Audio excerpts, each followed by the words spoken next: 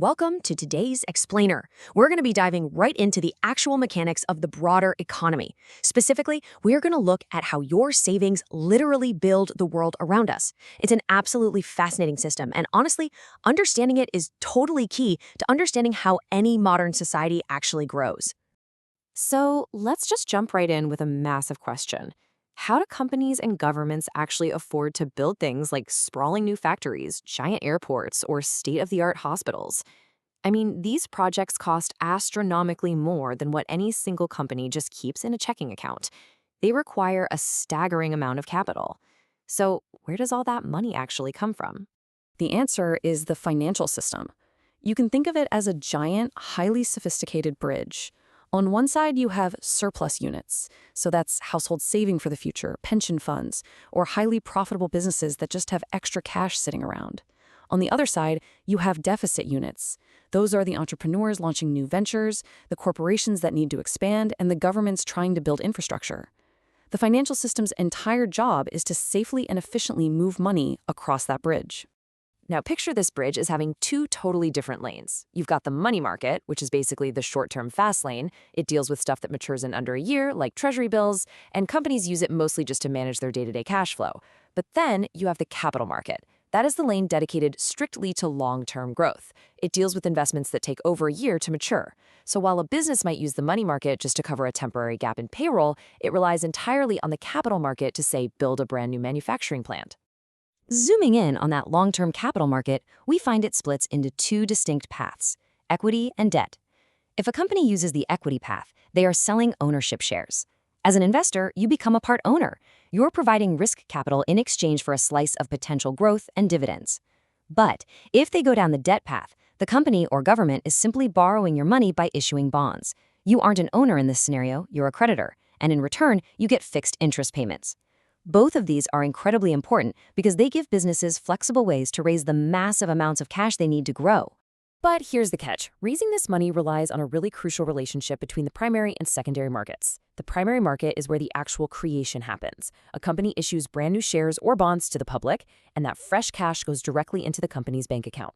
But the secondary market, like the stock exchanges we see on the news where investors trade existing shares with each other, is equally critical. Why? Because of liquidity. Without a secondary market, investors would be terrified to hand over their money in the primary market, fearing it'd be locked up forever.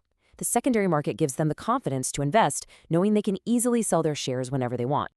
So, when all of this is functioning correctly, the entire setup becomes the ultimate engine of economic growth. Let's break down exactly how this works through the 7 gears of the economic growth engine.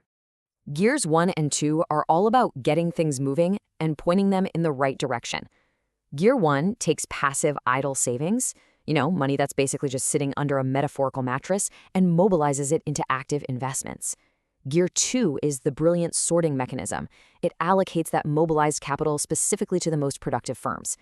Investors are naturally going to evaluate companies based on their growth prospects, meaning the money naturally flows to the businesses that are most capable of using it efficiently. Our source material actually hits the nail on the head here, noting, if capital flows to productive firms, the economy can generate more output, jobs, and innovation. It's not just about how much we save as a society, it is absolutely crucial where those savings are directed. By pointing funds to the right places, the entire economy generates real, tangible progress. Moving on to gears 3 and 4, this is where we see how long-term capital quite literally builds the future. Look, standard bank lending alone simply cannot handle the massive scale required for a utility company to upgrade an entire power grid or a government to build a new airport. Capital markets step in to provide those massive long-term funding alternatives, allowing businesses to expand aggressively and governments to finance the public infrastructure that fundamentally improves our daily lives. Now, obviously, massive projects come with massive risks, and that brings us to Gear 5, risk sharing. By issuing shares or bonds, a company spreads the risk of failure among thousands, sometimes millions, of investors. No single person has to carry the whole burden, which makes people way more willing to invest. And Gear 6, that's the discipline mechanism. Because these companies are taking public money, they are forced into the spotlight.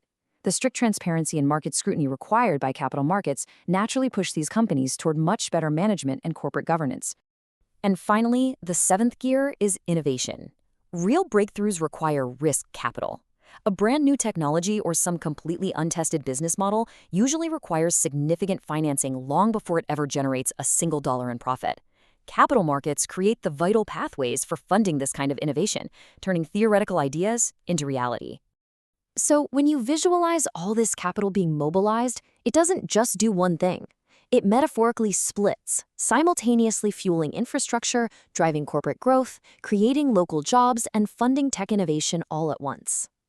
Every time money flows through a well-developed capital market, it is pushing all of these critical outputs forward at the exact same time. Okay, let's make this super tangible. Let's look at a real-world scenario from our source material involving 2 billion Philippine pesos. Let's trace exactly how a figure that massive moves from a boring spreadsheet into something you can actually see and touch in your neighborhood. Here's how it plays out in real life. Step 1. A food manufacturer decides they need 2 billion pesos to build a new production facility. Step 2. Rather than just begging a bank, they tap the capital market, issuing corporate bonds and new shares. Investors, regular people and institutions, provide the funds. Step 3. The magic happens. The company uses that money to physically build the plant. They pour concrete, they hire construction workers, they staff the factory, they end up paying more taxes, and they support local suppliers. Abstract investor savings instantly turn into a tangible economic engine for the whole community. But let's be real, this engine doesn't just run perfectly on autopilot. It faces serious roadblocks. You've got things like information asymmetry, which is just a fancy way of saying a company knows way more about its true financial health than you, the investor, do. You also have a weak corporate governance or low financial literacy among the public, which leads to scams. These challenges have to be actively countered with systemic solutions, strict disclosure rules, tight regulatory supervision, and real investor education. Because for capital markets to genuinely drive national development without, collapsing under fraud or volatility, they absolutely depend on a strict foundation. We're talking unwavering public trust, uncompromising transparency, and strong, enforceable regulations by bodies like the SEC. You also need the tech, an efficient payment infrastructure to handle the trades, and a sustained commitment to educating everyday investors. Without these pillars, the whole engine basically stalls out. So after breaking down the sheer power and scale of how capital markets drive our world forward, I want to leave you with one final thought. Think about your own financial choices for a second. You aren't just a spectator here. You are an active participant. As a saver or an investor, you're a vital piece of this massive economic engine. So the ultimate question is your money just sitting there idle? Or is it out there right now actively building the future?